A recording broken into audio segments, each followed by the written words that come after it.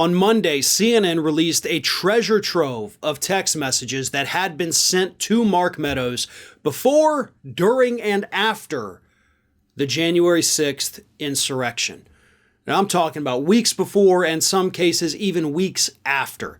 We've got text messages from all kinds of people. We got text messages from Ted Cruz. We got them from Jim Jordan. We got them from Sean Hannity. And of course, from Marjorie Taylor Greene. And it's the Marjorie Taylor Greene text that I want to focus on right now, because to me, those are really some of the worst. And of course, since she is currently, on trial, basically, to see whether or not she should be even allowed on the ballot, her texts, of course, at the moment are the most relevant. So let me read a selection of texts, from Marjorie Taylor Greene to Mark Meadows, and I'll give you the dates on all of these as well.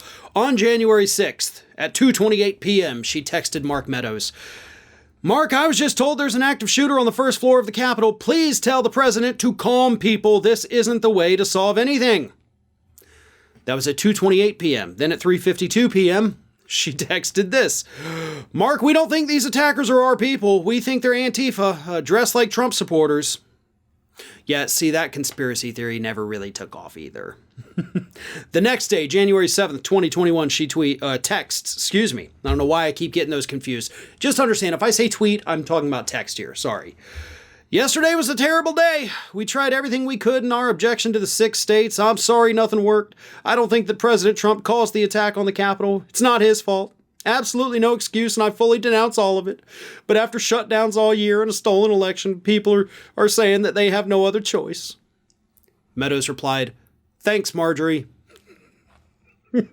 She pours her heart out to him in this text message, and his reply is, "Cool, thanks."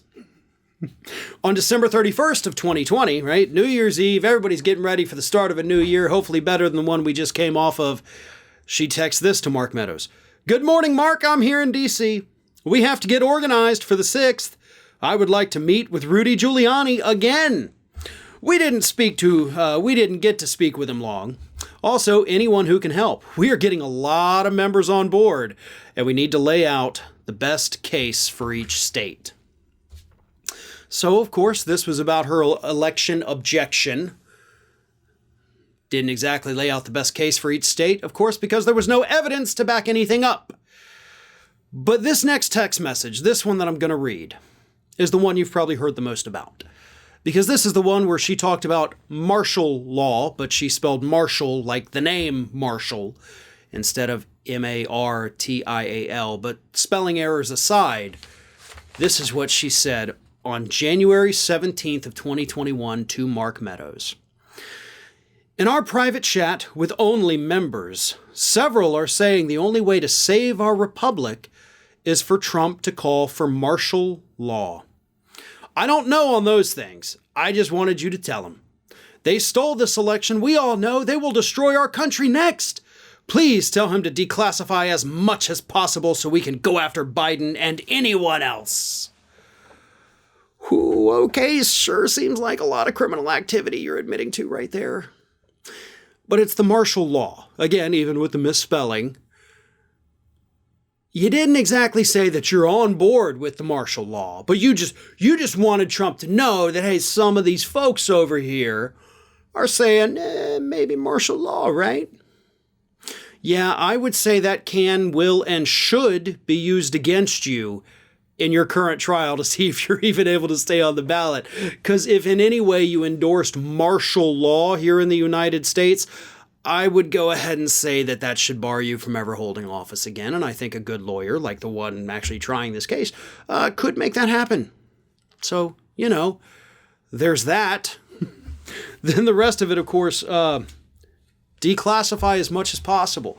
So you were telling Mark Meadows to ask the then President of the United States 3 days before he leaves office to declassify information, to basically abuse his power to take down the incoming President of the United States, asking him to abuse his power so that you could take down Joe Biden.